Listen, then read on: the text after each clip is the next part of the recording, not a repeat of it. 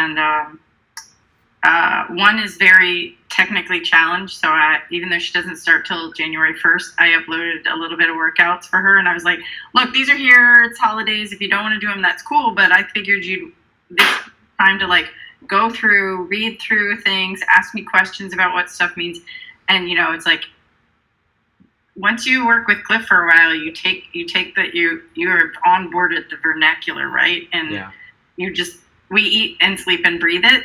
And so it's fun to translate and be like, oh yeah, I know what that means, and cool. And I'm going to send you one of Cliff's blog posts on it and stuff like that. So been doing that a lot, and just saying like, look, we're probably going to communicate a lot more the first few weeks as you ask me these questions. But once you figure some of these out, the workouts aren't exactly the same, but there's a lot of themes that are recurring, Yeah. And boy, my new favorite is always explaining the Mike Tyson scale to people because, like, okay, you're gonna think I'm a total wingnut, but it's a good tool. That's good, yeah, Megan. That's really good.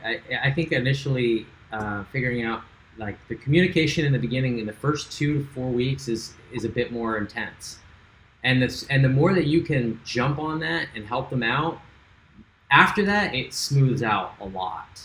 Because in the beginning they just have questions and they just don't want to be sitting there without some level of support from you as the coach, because they're expecting that you as their coach is going to be the person that's going to help them walk through it.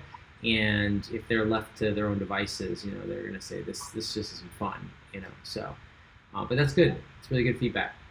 All right, so we got a good heady subject for you guys for tonight. I think it's one of my favorite, more technical ones. It is a Training Peaks oriented one. We're talking about intensity factor and how to flex intensity for different types of athletes at different parts of their season. So let me share my screen. Pull you guys out of the picture. I just want to say that I have to go to Hawaii after Christmas because my fitness has never been this low since I met you, and I'm panicking. It's going to be okay. After an Ironman, it's always low. It's going to be okay. Suzanne told me it's going to come back. Suzanne's muted. I don't think she's muted. Yeah. I was like, wait, I gotta get back there and unmute it. I have other people in my house. My first kid came home from college. Bruce was on the trainer. He just is getting off. I'm like, I don't know who remembers that I'm on this call. So it's best for me to mute. But all will be good. Don't even talk to me about losing fitness. I was like, oh man. Or even the pool. I actually put a comment into my pool workout today, Cliff. I decided I think you need to put a swim every day on my calendar. So then if I hit 50%, I'll feel good. And I'll get the right number of yards. Careful what you wish for, because that can easily happen. All right, let's kick it all off here. Let me get my pointer up so we can see a little better. Hopefully that was weird. Okay, got my pointer stuck. All right, so intensity factor by athlete levels, training and racing applications. So just quick overview, just refresher, intensity factor is simply the percent of how hard you worked in relationship to your threshold. For example, if you do 80% of your FTP, or 80% of FTP, and FTP is 100%, if you were to take the math and you wanted to find out what 80% of 100 watts was, if that was your FTP, you'd be applying 80 watts. Pretty simple. So it's just a percentage of that FTP, and it's the, for instance, hour of power, or it's in running a 30-minute runtime trial where you start, finish, you gave it everything you had, or it's generally a 1K time trial in swimming. So intensity factor and specificity. Favorite words.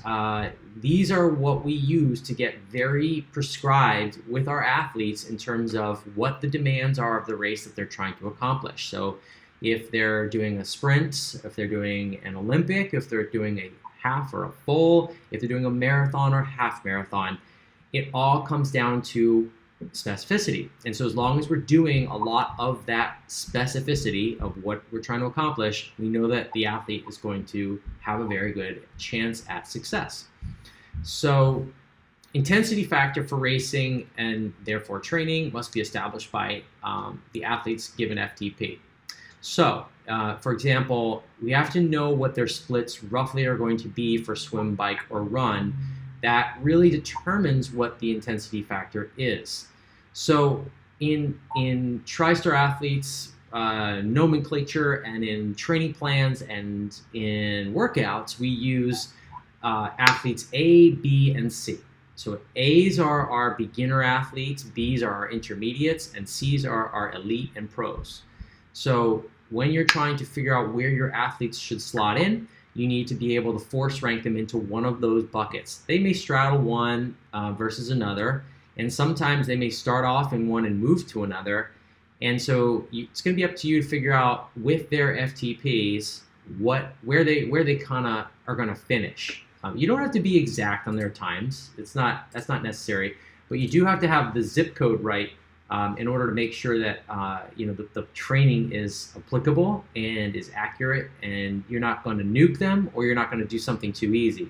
For instance, if somebody is a truly B athlete and you're giving them a lot of A workouts, their priority, their specificity that is going to be not enough, and they're not going to do as well as they want.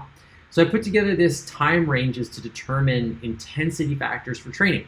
So you've got your beginner Ironman athletes, right? They're going to be greater than 14 hours. Your intermediate athletes, your Bs, quote unquote, they're going to be around 10 to 13 hours.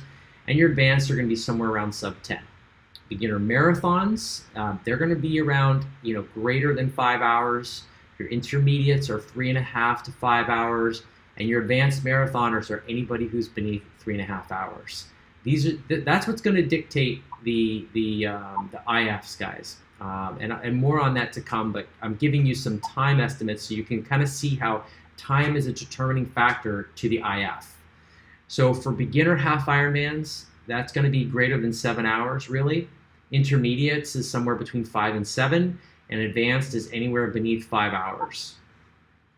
Beginner half marathon is greater than or equal to 3 hours. Intermediates are somewhere between 1 hour and 3/4 and 2.5 hours. And your advanced folks are going to be about a little less than 1.5 hours, so pretty quick.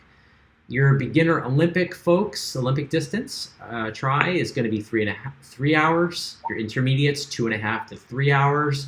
Your advanced athletes are 2.5 hours and less.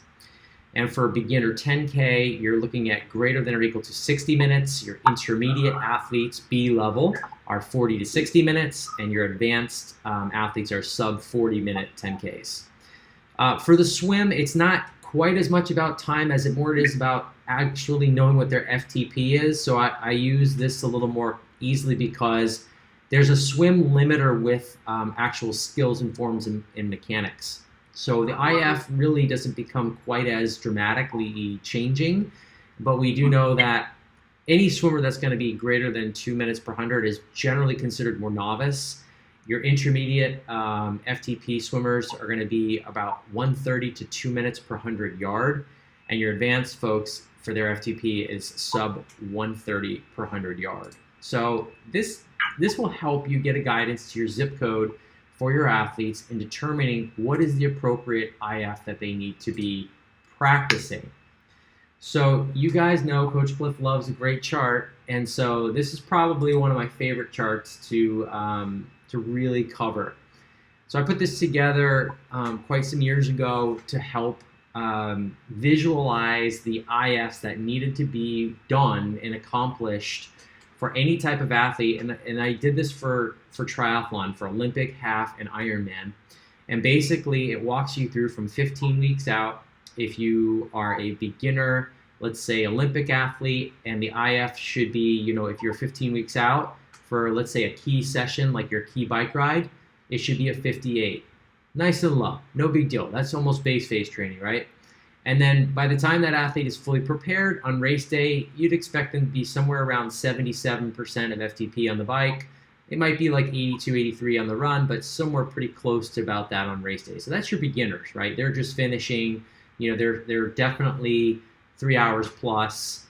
And so this chart shows you how to, systematically go through IFs for every type of distance and type of athlete. And it's not logical to try and hit these IFs every single weekend. The exercise of having these IFs here is for you to see the general progression. So for instance, in build phase 1, you may have 2 key sessions here for instance, let's say it's an advanced athlete, and they may be looking on a key testing session that you give them to be close to 89%. Or the following weekend, it's not necessary for them to be at 92%, but it shows you where they should be theoretically if they were to test. Each one of these IFs is a standalone test.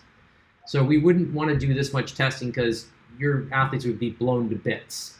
So it's really just a visualization for you to see the intensity, the types of IFs that each athlete and their ability could actually theoretically do. And it shows you where they should be approximately on race day. So I'll pause there for a second and ask you guys to ask some questions about it. Bueller, questions? So I'll use myself for an example. When I was training for the 70.3s, there were these series of 4-hour rides, and it was pretty much the same structure. I mean, a little bit different, but I was actually tracking them as you were talking, like what the intensity factor was, and it seems like up until the summer, rather than being in like the 0.7 range, I was like well into the 0.6s. Like I was falling apart the last hour. Mm-hmm. So when that's happening, is that just building fitness, and you kind of have to accept that it's going to take a little bit of time? Yeah. Was that something I could have done differently with nutrition or anything like that? Not so much. When you're training, it's not realistic even to think that you would always hit these IFs bang on. One is you are going to cave a little bit at the end, and that's okay. When you're pushing yourself, you're not tapered for any of these sessions, and largely a lot of these, especially if you're doing 70.3, we're talking 3-hour time trials that are pretty hard, and you have to have a lot of focus on them. So if you were to really fall apart throughout the whole set and you couldn't hold it, it just probably means you're tired. It means you're carrying a lot of fatigue going into it. But as you guys know, it's important to be carrying some fatigue because you have to build on fatigue. I would say a lot of these IFs, you're kind of trying to keep pushing the needle up to that IF, right? So let's just say that the goal should have been like 82, 83%. And you try to get as much as you can. Maybe you got 80% of that ride at that target power or pace. But it's not realistic always to say, I'm going to do this whole ride at the key IF and higher. Does that make sense? Yep. Yeah. Okay. Cool. Questions? So, can I ask you, I had another question. When you build the plans, mm-hmm. do you assume 100% execution, or do you build in a little bit? So say if you pick whatever, but it's a progression up to your IF on race day. But if you miss one of these weeks, so say a family event, and you don't do the long ride at whichever one you want to pick at week 7 out, then how does that factor in? How do you reverse engineer and get going again? So it depends. It depends on, that's where you have to go in and do a little bit of brain surgery. You have to go in and say, well, did this athlete in their run up to their key race, did they have anything that remotely looked like what they should be doing on race day? If the answer is no, you may need to sub out a workout and then put one in that makes sense. So, oftentimes that happens, right? An athlete gets sick or they've got to travel.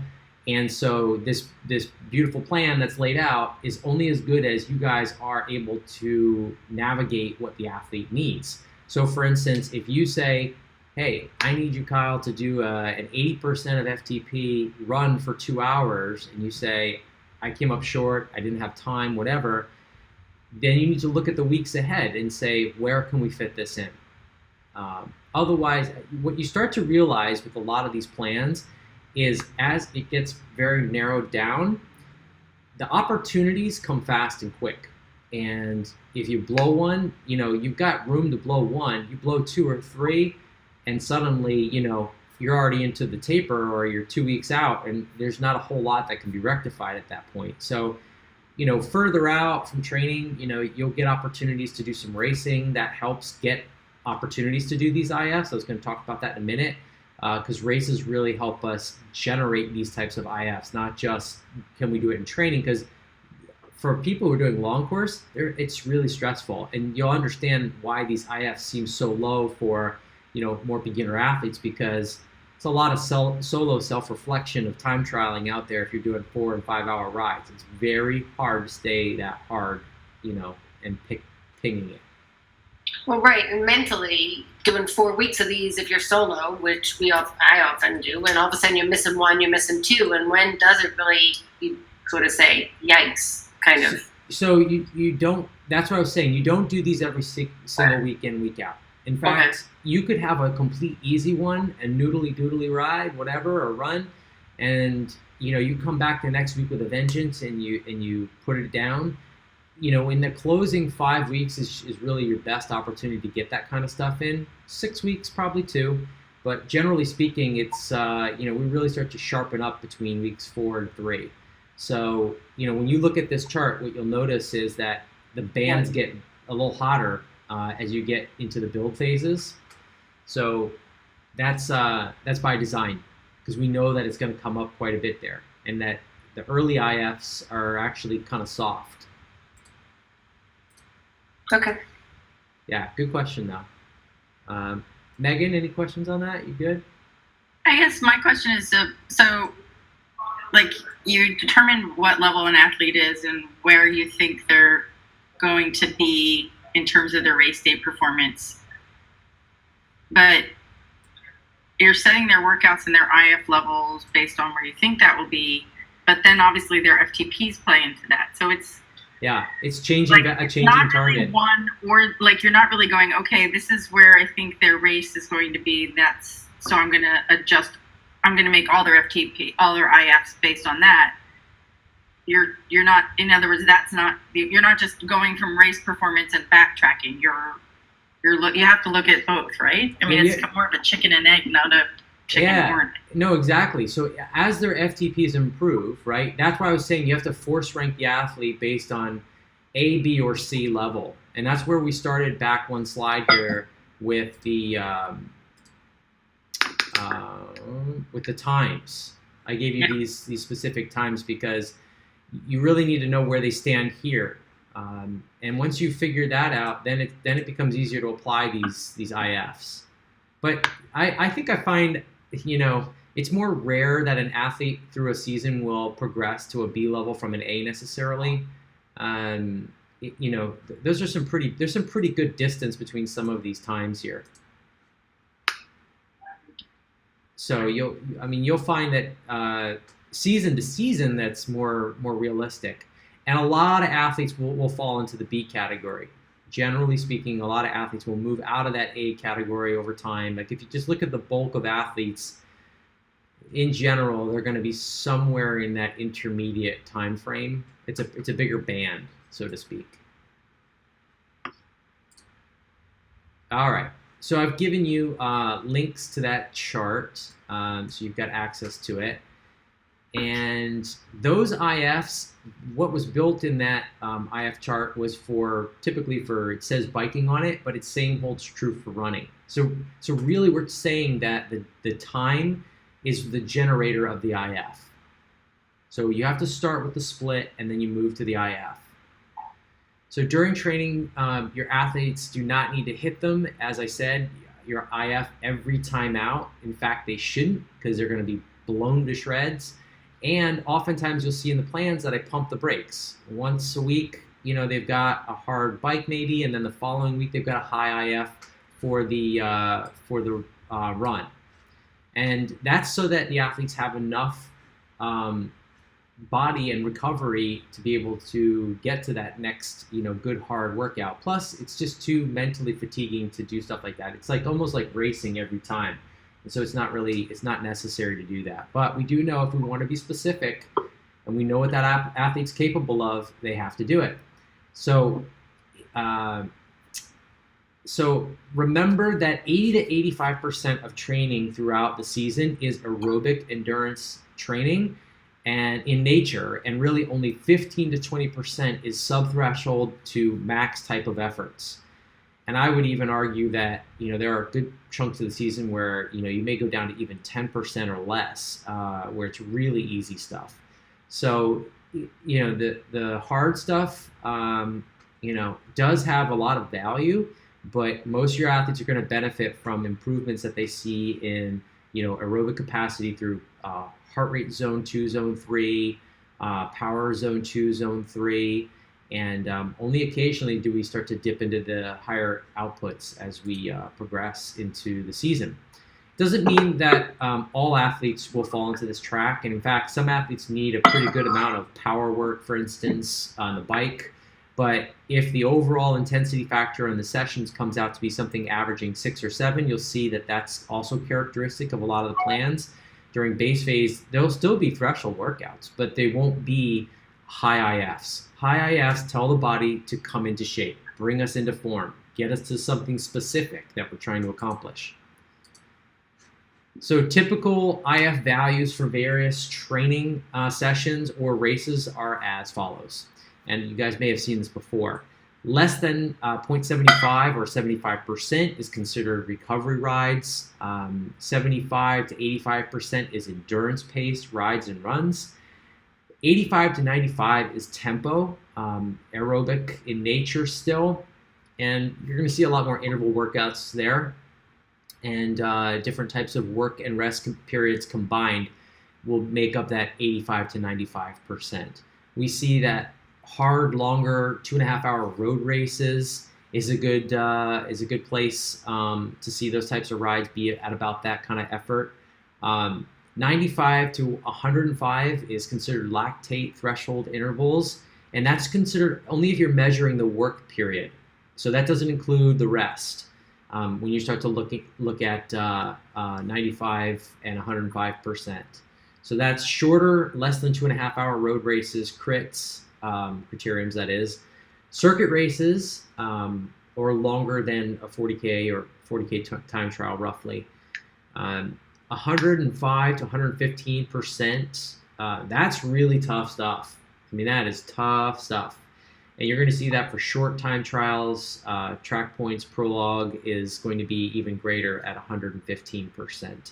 And triathletes won't very much do that stuff. Really, triathletes will be far less than that. And really, your stage racers, your crit racers, more sharp and pointy end of bike time trialing and racing is what you're needing for that kind of stuff.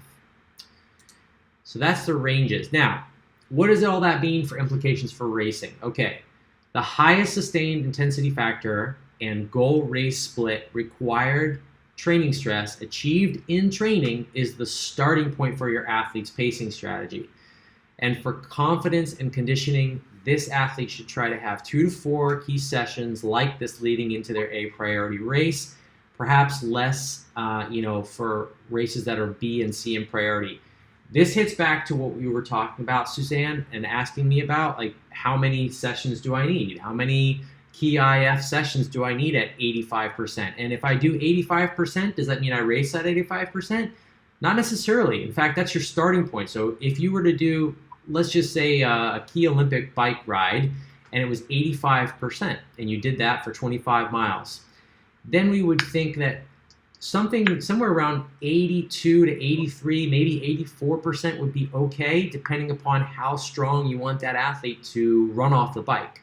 So it just provides a size of the hammer and how much you want to use of that hammer. So not only does it have to have the IF, but it also has to have the requisite TSS that we would expect for that bike split. So if it's an Olympic distance bike, and an Olympic distance bike is somewhere around 90 TSS points, if they did 60 TSS points only, but they did 85%, you still have to come down to a place where, they've either done the TSS, otherwise you'd have to, you keep working backwards from there, I guess, is what I'm trying to say. So you take their max TSS, their max IF, and you work from there. If somebody, let's say, has only done a 4-hour ride, and let's say they're preparing for an Ironman, right?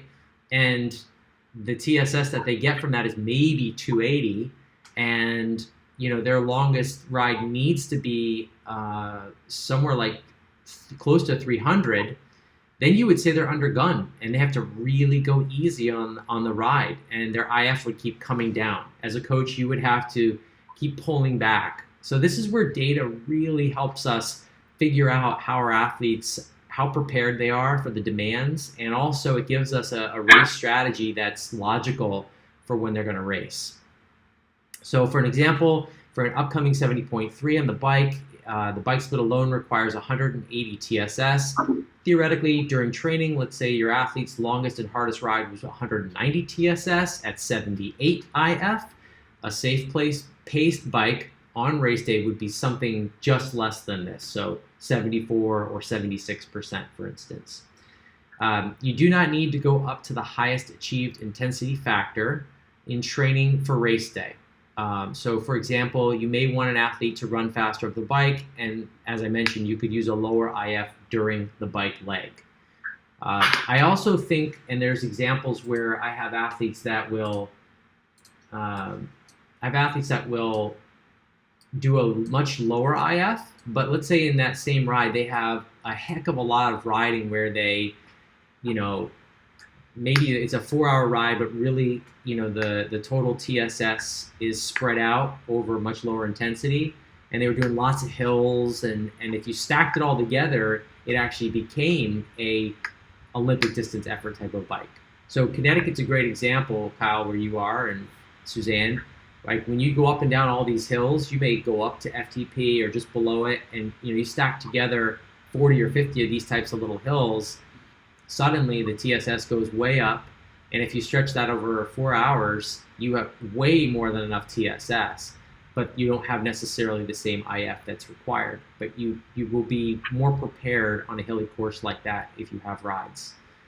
Runs, same thing applies. Everything I'm saying, runs have the same effect. Any questions on that so far, guys? This all ties into that the Garmin race calculator or estimator. That's where you plug all that in then to come up with, because I know in that it says run well off the bike or be conservative, and that's where all this then ties into that to spit out the thing for the race. Right. So you're talking about the TriStar bike calculator, right? Right. Yeah, exactly. All this starts to play into that. So how well you want to run off the bike it's all an expression of, whether or not you're going to be using more of your TSS on the bike. So for instance, you can have a safely paced bike and do much less TSS in a race. You'll go a little slower, but then you have more firepower for the run. It's a real big consideration for triathlon, is amassing this major bike firepower so that you can run off the bike, and it's really then becomes a really hard time trial off the bike on the run. So if you have to work right up to the max of what you're capable of on the bike, then you get off and you have, maybe it's enough left to do what you need to do. So we always try to max out that bike, and the running can be, in a lot of the plans you'll see, much lighter than what a typical runner would do. A typical runner, even for a 10K or a half marathon, does a lot more miles than what our athletes will do. And that's mainly because there's a lot of boomerang fitness that's happening here. A lot of bike fitness that's generating things. A lot of swim fitness that's generating things. And so you're getting that reverberated fitness, and that helps things a lot. Oh, so I have a question. Yeah. Based on, looking at that middle sort of bullet point where it's talking about a safe pace bike for race day, but that wouldn't be for, you wouldn't put somebody at 0.74 or 0.76 IF, especially if they were a first-time Ironman for an Ironman bike. Right. This is an example for somebody who's a 70.3. Yeah. And I didn't really specify even what that person. Yeah, I just level. I wasn't quite sure, so I wanted to make sure I clarified, because I just remember that from when we were talking about.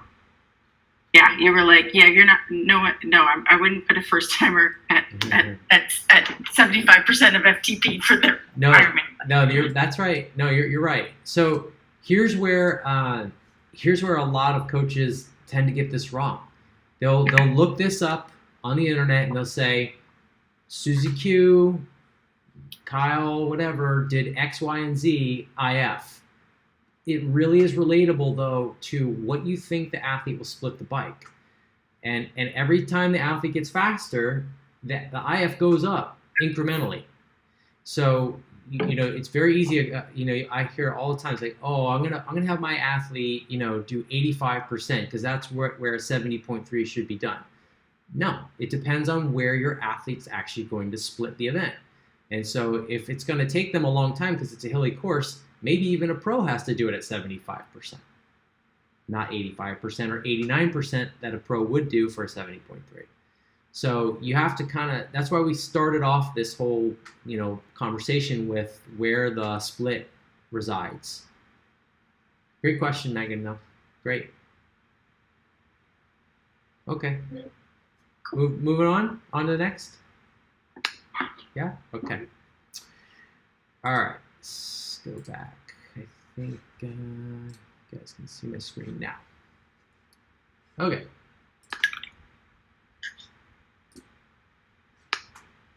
So a little bit more on implications for racing. If the course is flat, the intensity factor will be lower for the bike. This is just a general ism about riding flat. It's hard to generate power because the power tends to just fall away from you. And so it's not unlikely to see about 3 to 10% of your FTP drop on a flat course alone. That's fine. Again, it's kind of like we were talking about before, Kyle, where you were dropping out a little bit and you weren't able to hold the power. Even on race day for a flat course, it's kind of similar. It's like keep pushing the towards that number. Let's just say it's 75%. And you may have some pedaling and coasting in there that interrupts you from performing at that number. If it's a hilly course and you are riding straight uphill, it'd be pretty easy to just crank out 75%. Power comes right to you because the resistance is right there and it's steady. So with strategic output and pacing, an athlete may achieve a faster split with a lower IF on race day. So mean max riding in training, however, is critical to have a higher perceived effort on race day, and we need to have those demands placed on the body. So training's got to be harder than what we see on race day. And I will tell you that a lot of using best bike split for really the last 6-7 years, I have found that with simple strategies of knowing what the split is your athlete should be achieving, we can outperform these IFs. So I'm always pleasantly surprised when our athletes use a lower IF and best bike split calculates it should be 85% and we match it with 5% less. All we did there was strategically tell our athletes to ride a little harder when they were going slower and back off a lot more when they were riding faster. So these are things that all three of you have been taught in your races to do, and it saves more for the run. And you're basically putting your best foot forward on the bike when you need it. So it's a critical skill to have, and it's why we bring in everything on that bike calculator. It has speed, it has RPE, it has heart rate, and while there's a lot to kind of triangulate on there, that's really the best way to get the best out of the day. And if you know the course well and you have specificity, chances of success are much, much higher. So it is rare for an athlete to outperform their intensity factors they did in training. So if they didn't ride 85%, they're not going to ride 85% on race day and expect to do well. It happens every so often, but that athlete is generally much more overtrained. Like they have a lot more TSS. Let's say their longest ride only needed to be 180 TSS, and they've done like 5 and 6 hour rides that were like 300. So that would be a way to get around it. So you'd either have to have a lot more TSS or you have to have a higher IF in order to produce something. So the load is much higher than what you're actually going to see on race day. So it's something to keep in mind. And that's a good reason why we use some of these shorter races like an Olympic before 70.3. We want some intensity, something harder that we haven't seen before over distance before we get to, do a longer race. So heart rate intensity factors do not count when you're giving a pace or power race day plan recommendation. Meaning we can't look back into an athlete's data and say, well, because they averaged this nice high heart rate and it calculated a high IF from heart rate. And this is typical for like your beginner athletes. Like they may have a heart rate IF of like 88% of FTP. But that's not a good metric because, heart rate is influenced by a multitude of factors, including when people aren't fit. And so if we were to give them a pace or power plan off of that, 88% would absolutely destroy them. So we don't really do that, even though we do give quite a lot of running heart rate plans, pacing strategies, and we also include a lot of heart rate work for our A-level athletes, a lot. And our Bs, we kind of toggle back and forth a little bit, or we give them pace and power, and we give them maximum caps. So if they don't have a fully formed aerobic base, we kind of tend to squash them down with heart rate, make sure they don't blow it out that way. So what if my athlete has a higher output on race day or intensity factor, and for instance, they ran well off the bike unexpectedly? This would suggest that their FTP was set too low. So that'll be, racing gives you some diagnostic information on how things went for the day. What if your athlete has a lower output on race day IF? Well, then you've got a little more work to go back and figure out what happened. So you'd want to check multiple factors. For instance, was there enough CTL? Did they have enough fitness? Did they not have enough training stress specific to the leg that they were trying to accomplish? So for instance, the bike or the run. Did they have aerobic decoupling? Did they have an aerobic limiter, right? Their heart rate was going up for the effort they were trying to hold. Perhaps they were sick. Perhaps they were injured. They had some level of stress, or they have lack of course specificity, which is actually quite common. So examples would be hills and or humidity. So a little bit of insight into the TriStar plans as you're applying them. Can I ask a question? Yeah. How do you factor nutrition into all of this stuff when you're looking at this? So in regards to how do you know nutrition didn't play into not executing? Like, you gotta. That's another factor that should be included on there. Yep. It's absolutely, and you could probably come up with another 6 or 7. I tried to highlight just the big ones, but nutritionism is a big one that I didn't put in there because if an athlete is dehydrated or they didn't eat enough, that's another major consequence. Salts and chromium, magnesium, if it's not in there, definitely. Yeah. Yep. That's cool. All right. Good. Can you guys see my screen or no? You guys can't see my screen, right? No, I see you. Okay. Coming back. All right. So back to TriStar plans and the IF. So TriStar athletes training plans will have a lot of these key methodologies already built in.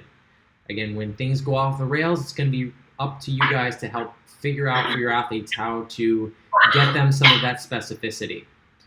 So as a coach, you're going to have to recognize that you may have to move things around for your athletes based on their schedule, based on their needs and their recovery. And due to the fact that these may be key sessions with extensive recovery at times, we also use shorter races as training proxy. So time trialing can be challenging to have that focus for extended periods of time. I have some people who are highly motivated, and they'll be willing to sit on a bike for extended periods of time. Megan, you're amazing. You go sit on 5-hour trainer rides. Suzanne, same thing. You and Bruce in the winter. Kyle, same thing. Hard stuff in the winter. So it's not easy, but remember that you may have to help some of your athletes adjust their expectations if they're not willing to do that. Or you may say to them, hey, look, I know that you're going to be doing a lot of your training indoors, and I know that come spring and summer, your races are going to get better then when you're able to hit these things when you're outside, or perhaps when you're a little more motivated. So we want to be careful to let the season keep progressing. I find if you try to really force a lot of hard stuff at your athletes early in the season, they'll cave, and they're not going to stay with you very long.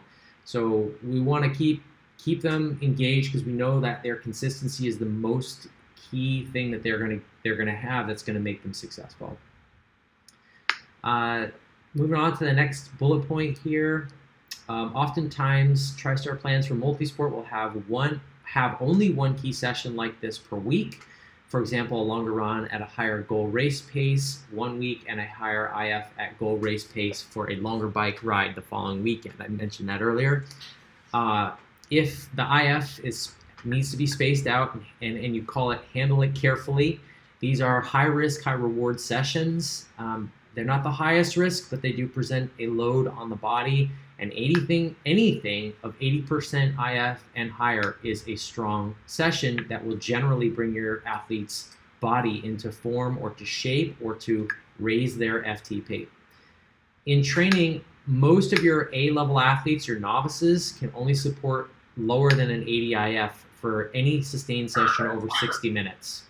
It's kind of a truism. It's tough. I mean, their biggest limiter when they're first starting out is being able to hold a high output. It's hard, and that's what we're training the body to do, is resist fatigue and give the body a greater load than it ever had before. So our elites to professionals can sustain into the upper 80s and low 90s for intensity factor for up to 3 to 5 hours. Really tough stuff. They're very well trained, and they go to the well often. But that you're going to find for every elites, you're going to find you do maybe 150 age groupers. I don't know that are don't ever touch this stuff. I mean, we're talking that's top shelf. So, any questions on that? I know it's a kind of a heady subject.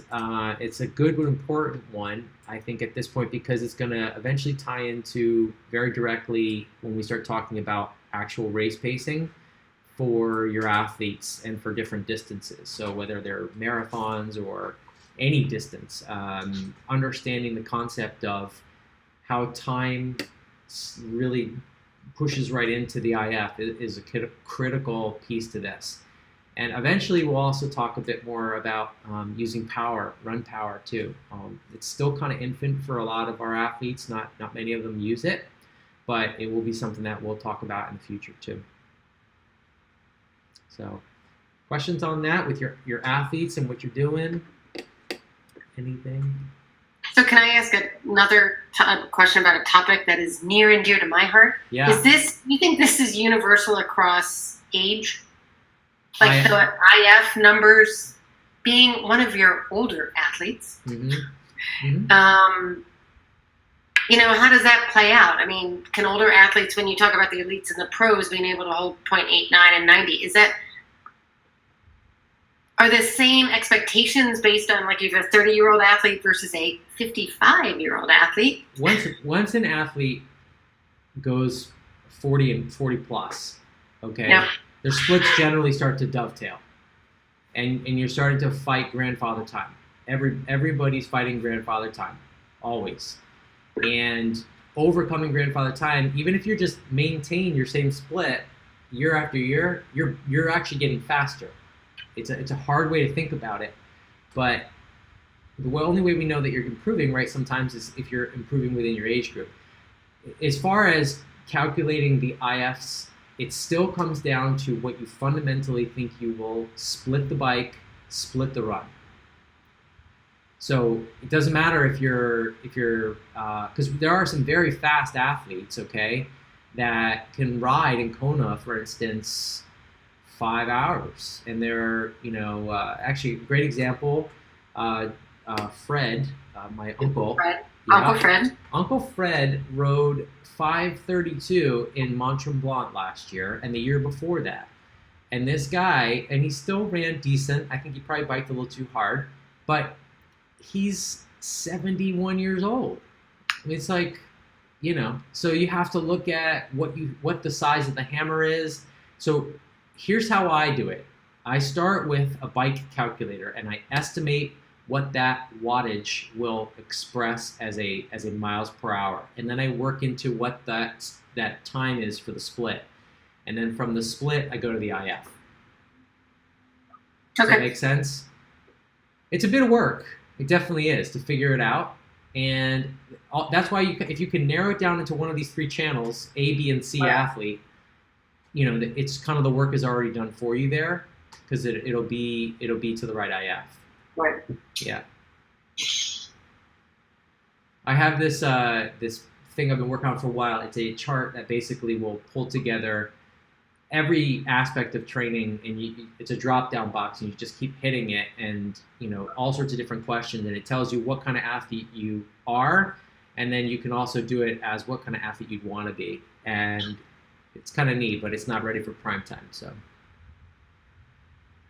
It's a lot of things that people actually already know, but until they're presented to you, you don't know what impacts you the most, because certain parts get more weighting than others, so. Yeah. Cool. Good subject. Good for you guys to have at this point in your coaching careers. And I think it's one that, you know, you guys will be using a lot. And I certainly recommend that in your own training now, this will have a little more application when you start looking at runs and rides and things like that. A lot of people have a really hard time not hitting an IF or, you know, going easier. And it's the reason why I get, for instance, on Suzanne a lot for, oh my gosh, you know, all of her runs are 80%, 85, 83, 82. And then what happens is you celebrate this kind of middle, and the punctuation of the hard and easy isn't quite enough. And that's No, and I can never hit the IFs on the bike. Like on those long rides, I can never hit them. So. Yeah. And some of that comes down to that your runs are cannibalizing some of that. Some of it. It's all good. It's all good. Yeah. Exactly. All right. So till next week, guys. Any other questions that you want me to